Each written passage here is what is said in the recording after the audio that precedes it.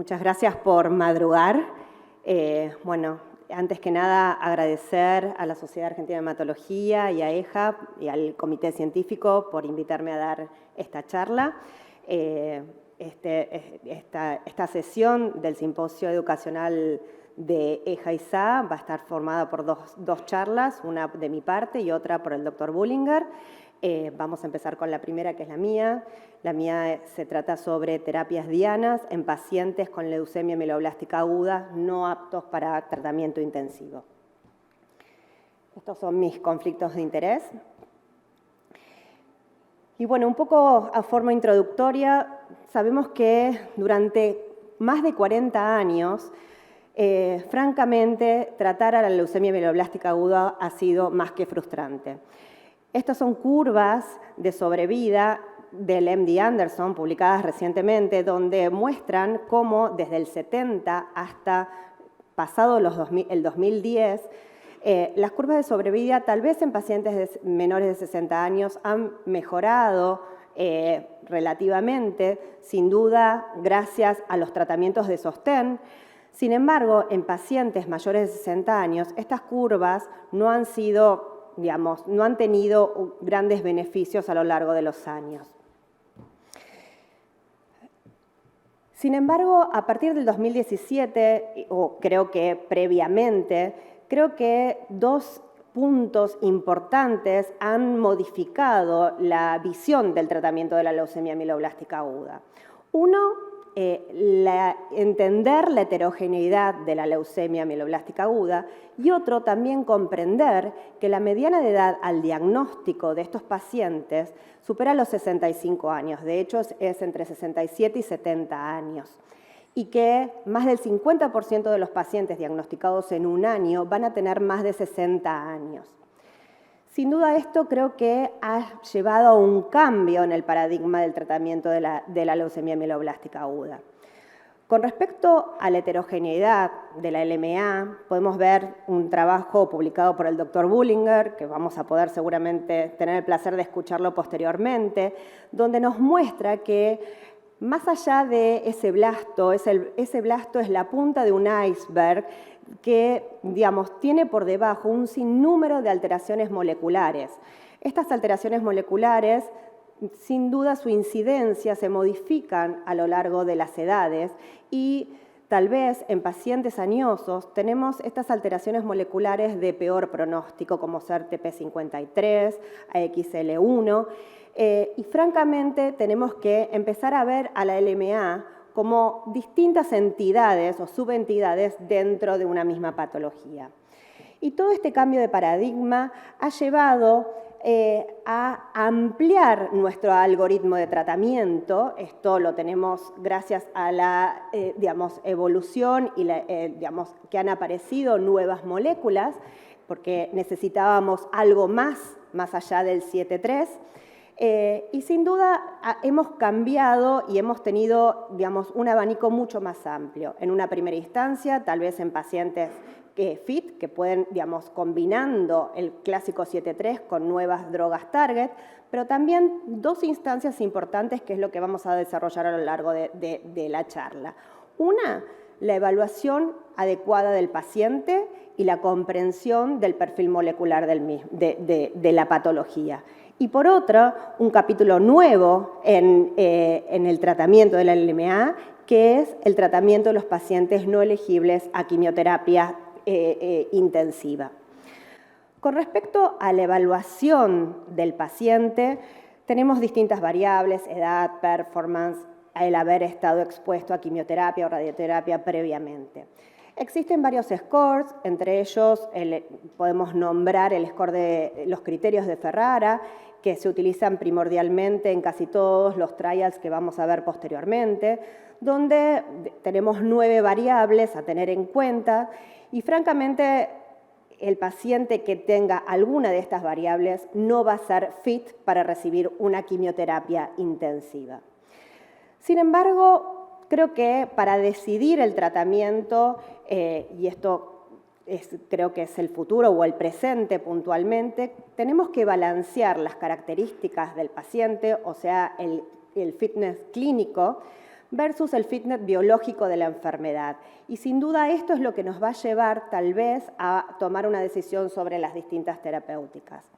Un score que por ahí abarca estas dos variables y de hecho incluye una tercera que es la edad, es un score que se llama AML Composite Model, que lo publica el Dr. Soror, está basado en el score de comorbilidades de trasplante, el HCT, en el cual incorpora más allá de este score, el HCT, las variables como ser el riesgo basado en el citogenético, basado en el score de la European-Leukemia-Net. Si bien el Dr. Soror avaló el score del HCT para la leucemia mieloblástica aguda, las curvas demuestran una diferencia mucho más significativa cuando se le incorpora el score de la European-Leukemia-Net. Parece bastante complejo, pero por suerte existe una página que es esta que vemos ahí, en el cual nosotros podemos calcular, ir poniendo, digamos, las distintas variables, si los pacientes presentan las comorbilidades y ponemos, digamos, el score de la European-Leukemia-Net y la edad, y nos va a determinar los distintos scores que nos va a determinar, digamos, como que sería el mejor factor pronóstico para poder determinar sobrevida en los pacientes con una LMA de reciente diagnóstico. Sin embargo, tenemos la edad, tenemos las comorbilidades, tal vez estaría bueno agregar alguna evaluación geriátrica, tenemos el tipo de LMA, pero creo que sin duda tenemos que hacer un approach personalizado, incorporando ¿qué? El sostén familiar del paciente, la habilidad realmente del paciente de poder entender lo que implica su enfermedad y lo que va a implicar su tratamiento, el sistema de salud en el cual se encuentra inmerso, la actitud del médico, si creo o no en determinadas patologías, y creo que lo más importante, el deseo del paciente. Y francamente, muchas veces todos estos scores nos ayudan, pero la toma de decisión final, sin duda, lo hacemos entre la charla que tenemos entre el paciente y el médico.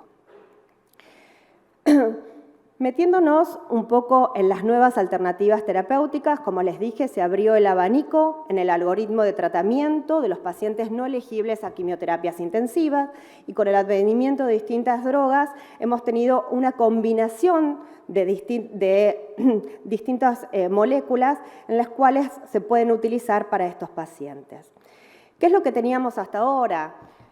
Sin duda teníamos, digamos, tal vez pocas drogas, pocas alternativas en una primera instancia, bajas dosis de ARAC, que sin duda han demostrado ser mejor que un tratamiento de sostén, pero esta mejor sobrevida no supera el mes, la mediana de un mes. Y otras alternativas son los agentes hipometilantes, la decitabina no demostró una diferencia significativa, sí la azacitidina a través de, digamos, dos estudios, uno es el de Dombret, donde evaluó el uso de azacitidina comparado con alguna terapia alternativa, como ser desde sostén hasta bajas dosis de ARAC o inclusive quimioterapia intensiva. Demuestra una sobrevida y para tener en cuenta y poder comparar, una mediana de sobrevida de 10 meses para esta población de pacientes. Por suerte, con la comprensión de las alteraciones moleculares que llevan a la leucemia mieloblástica aguda, se han desarrollado distintas moléculas. Estas moléculas tienen distintos targets. Algunos targets son de vías intrínsecas que sin duda están sobreexpresadas en la leucemia mieloblástica aguda y otros targets son puntuales en mutaciones que se ven expresados en algún porcentaje determinado de las leucemias mieloblásticas.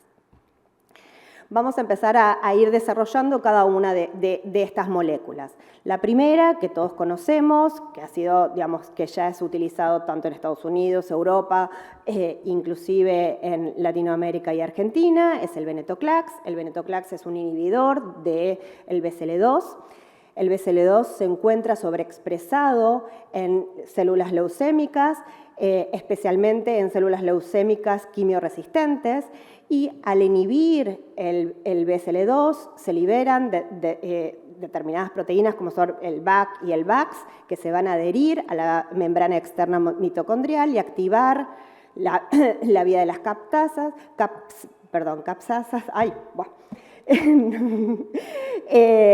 generando ruptura de la membrana externa mitocondrial y la apoptosis de esta célula.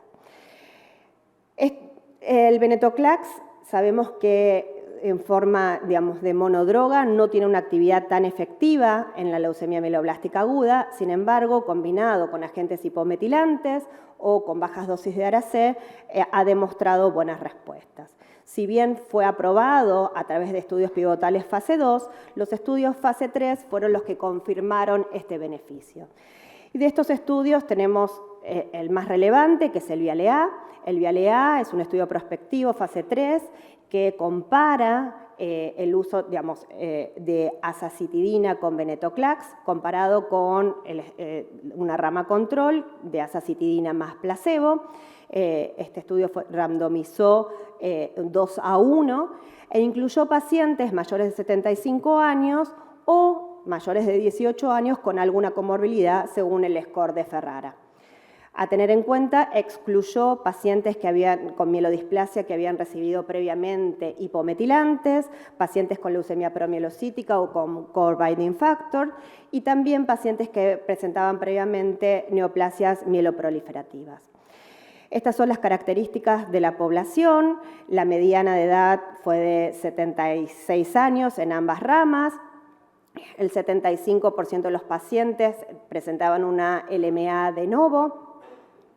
Dentro de las leucemias secundarias predominaron las que fueron secundarias a síndromes mielodisplásicos versus a las secundarias a terapias previas. El ECOG de los pacientes, la mitad de los pacientes presentaban un ECOG de 0:1. Con respecto a las características de la enfermedad, el 50% de los pacientes aproximadamente presentaban más del 50% de blastos en médula ósea. Alrededor del 60% tenían un riesgo citogenético intermedio y se pudo realizar un perfil molecular de casi todos los pacientes y los porcentajes fueron variables según la incidencia habitual. El endpoint primario fue evaluar la sobrevida global y con una mediana de seguimiento de 20.5 meses se logró demostrar que el uso de aza-venetoclax supera en forma estadísticamente significativa el uso de aza solo, con una mediana de sobrevida de 14.7 meses versus 9.6 para la rama de azacitidina. Como endpoints secundarios se evaluó las tasas de respuestas compuesta, que llamamos que sería remisión completa con o sin recuperación hematológica, fue del 66.4%, y como dato interesante, el 43.4% de los pacientes logran esta remisión completa luego del primer ciclo de tratamiento. Es un punto no menor, ya que debemos evaluar los pacientes en forma temprana, ya que nos va a permitir tal vez postergar el próximo ciclo si presenta una citopenia prolongada o el uso de factores estimulantes de colonias para no prolongar estas citopenias. También interesante, dentro del endpoint se evaluó según los distintos subgrupos moleculares, los distintos subgrupos de leucemias y los riesgos citogenéticos, y francamente las tasas de respuesta fueron similares. Pacientes con IDH, muy buena respuesta, nucleofosmina también, tal vez no tanto TP53, pero comparado con las respuestas de azacitidina, francamente fueron más que superiores. Leucemias de novo, secundarias, mismas respuestas y, bueno, tal vez un poco mejor el riesgo intermedio versus el pobre, que muchas veces el riesgo pobre está asociado al P53. Otro estudio importante, también confirmatorio, prospectivo fase 3, fue el estudio VIALE-C, que compara bajas dosis de citarabina más venetoclax versus bajas dosis de citarabina. Los criterios de inclusión fueron bastante similares al VIALE-A, tan solo que incluyeron pacientes que habían recibido, digamos, con mielodisplasia, que habían recibido previamente hipometilantes. El endpoint primario fue evaluar la sobrevida global y en la rama de estudio la sobrevida fue de 8,4 meses versus 4,1 en la rama de bajas dosis de citarabina, con una reducción del riesgo de muerte del 30%, siendo, si bien, digamos, comparado con ASA, venetoclax presenta una menor sobrevida, puede llegar a ser una otra alternativa terapéutica para los pacientes añosos. Lo que vimos fueron estudios prospectivos. Sabemos que los pacientes que ingresan en estudios en clinical trials les va mejor. Sin embargo, ya estamos viendo distintas publicaciones sobre qué pasa en la vida real. Esto es un estudio retrospectivo que incluye centros de Estados Unidos e Israel. Se incluyeron 102 pacientes, en los cuales se evaluaron 51 que habían recibido algún tipo de esquema de tratamiento con venetoclax versus 51 pacientes que recibieron algún tipo de esquema quimioterápico, tanto con bajas o altas dosis de quimioterapia. La mediana de edad de los pacientes de cada rama fue de 73 años.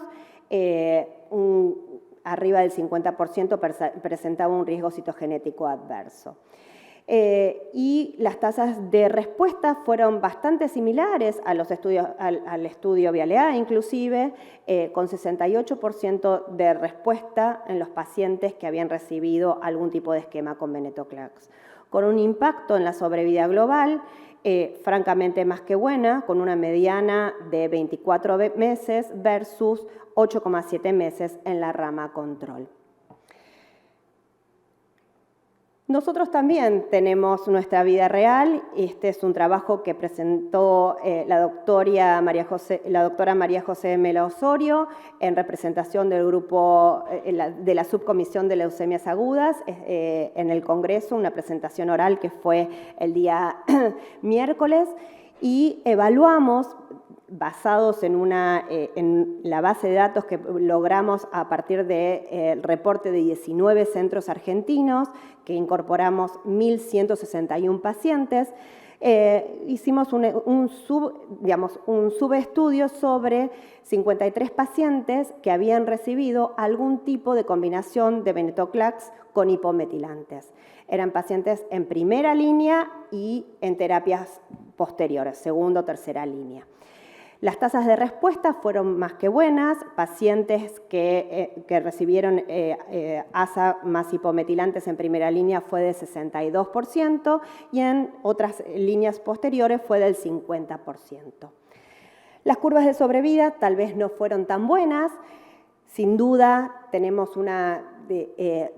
que aprender, ¿sí? Sin duda vamos a tener que hacer un seguimiento mejor, pero la sobrevida global de los pacientes en primera línea fue de 8,8 meses versus 6,3 meses en los pacientes que lo habían recibido en una segunda instancia. Otra vía que, digamos, tiene su target es la vía del Hedgehog. La vía del Hedgehog es una vía importante, principalmente en la embriogénesis y en el mantenimiento de la stem cell.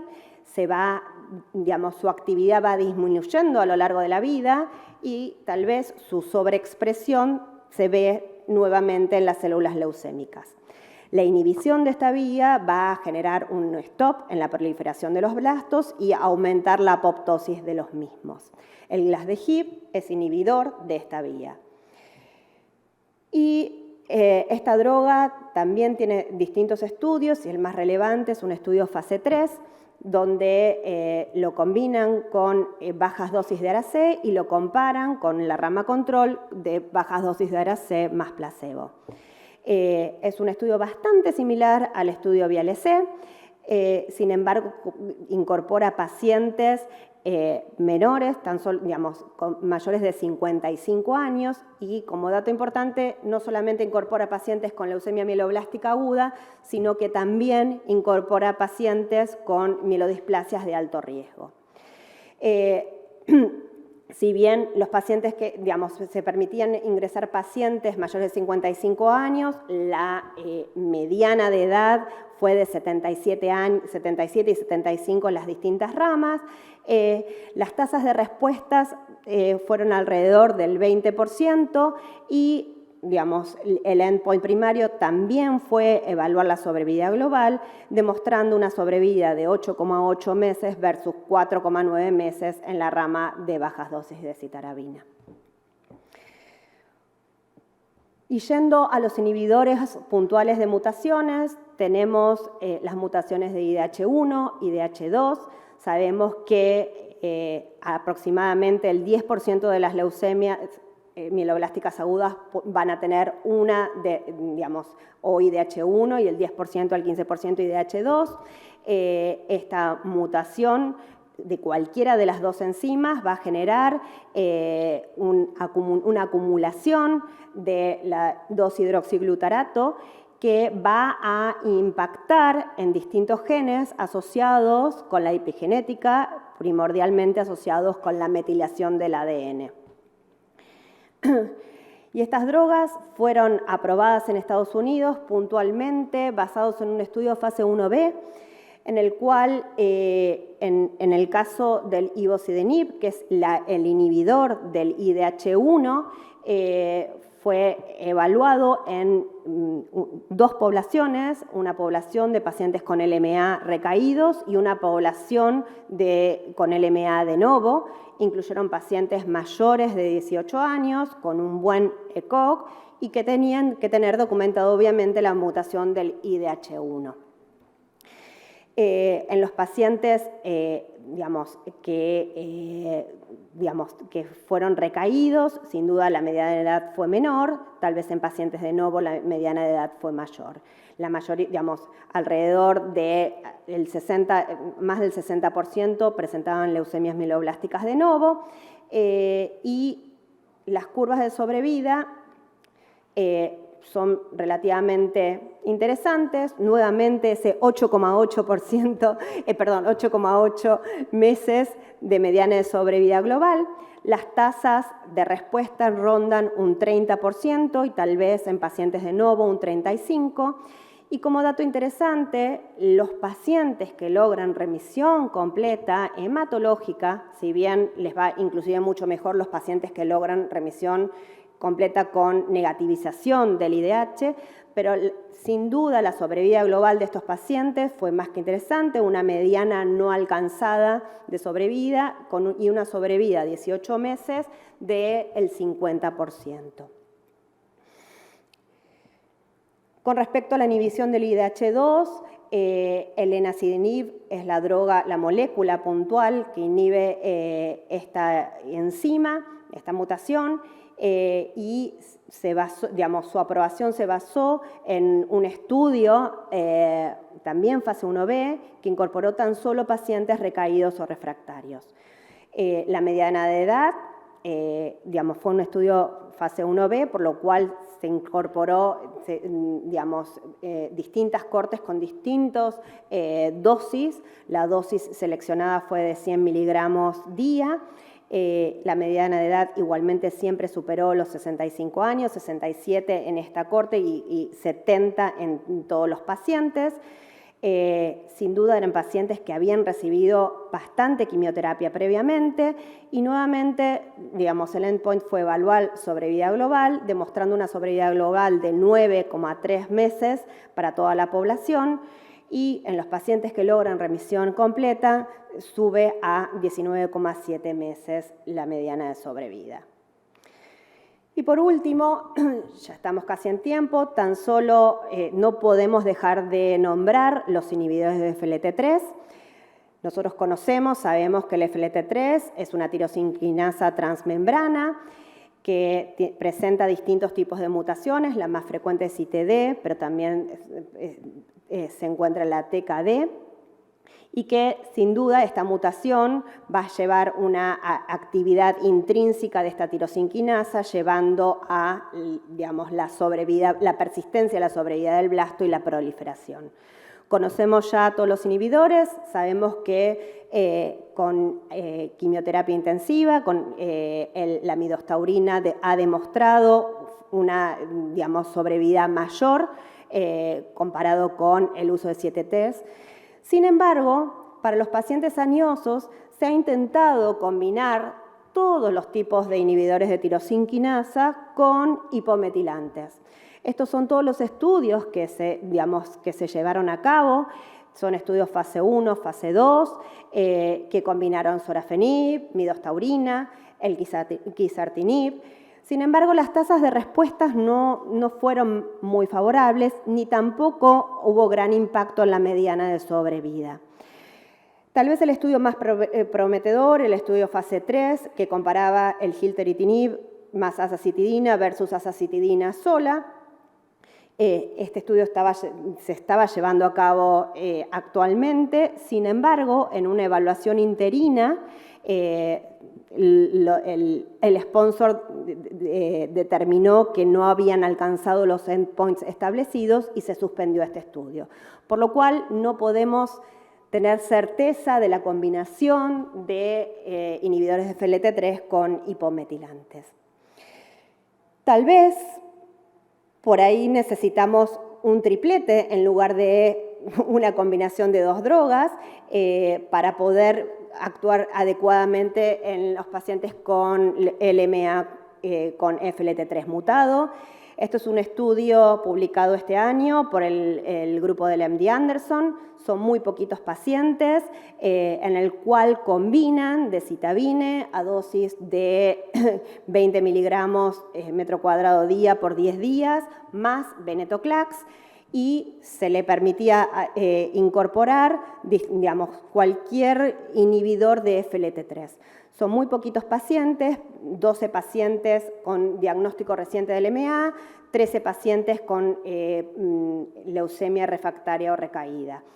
Medianas de edades para los de novo de 70 años, más jóvenes los que estaban recaídos, y francamente las tasas de sobrevida han sido más que buenas, las tasas de respuesta, ¿no? 92% en la rama de novo, 62% en la rama de recaída, con sobrevidas excelentes. Estamos hablando del MD Anderson, hay que reproducir estas curvas, sabemos que siempre es difícil, pero la sobrevida de este pequeño grupo de pacientes a 2 años es del 80% en los pacientes de novo y de 29%, esto tal vez no tan bueno, en los pacientes recaídos. Y para concluir, un mini resumen. Creo que nuestro pasado ha sido el 7+3 y la alternativa solamente era en pacientes fit. Hoy en día tenemos terapia de precisión, tal vez en pacientes no elegibles a terapia intensiva, y creo que el futuro es la terapia de precisión de acuerdo al perfil molecular. Se vienen muchos nuevos agentes y muchas nuevas combinaciones. Va a haber un lugar para el mantenimiento y sin duda va a haber un lugar para la evaluación de la enfermedad mínima residual y tal vez de escalar los esquemas terapéuticos en función de la negatividad de la misma. Y sin duda, y esto sí, ya es el final, creo que cada vez tenemos más y más agentes dirigidos puntualmente para el LMA en no candidatos a quimioterapia intensiva, tal vez demasiado después de 4 décadas de tan solo 7+3. Importante saber que cada una de estas moléculas tiene un mecanismo de acción distintivo y un perfil de toxicidad único, que los cuales las tenemos que saber. Tenemos que saber qué alternativa terapéutica seleccionar, el manejo de todas las toxicidades, cuándo seguir adelante y cuándo detenernos, ya que es esencial para poder lograr el equilibrio entre prolongar la vida y preservar la calidad de vida de nuestros pacientes. Y esto es todo. Quiero agradecer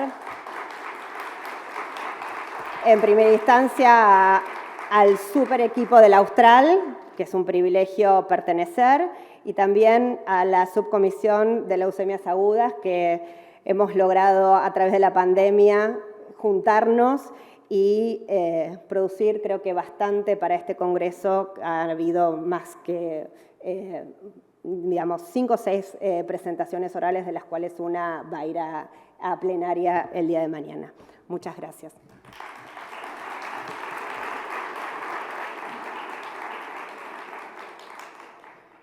Bueno, y ahora seguimos. Tenemos la charla del doctor Lars Bullinger. El doctor Charles Bullinger, desde el 2017, es director del Departamento de Hematología, Oncología e Inmunología Tumoral de la Universidad de Charité, Berlín, Alemania. Es miembro del comité editorial de varias revistas indexadas, entre ellas incluyen Blood y Hematológica, y además es autor de más de 290 publicaciones en revistas indexadas. El doctor nos va a hablar sobre el análisis mediante Next Generation Sequencing en LMA para tipificación, pronóstico e identificación de blancos terapéuticos.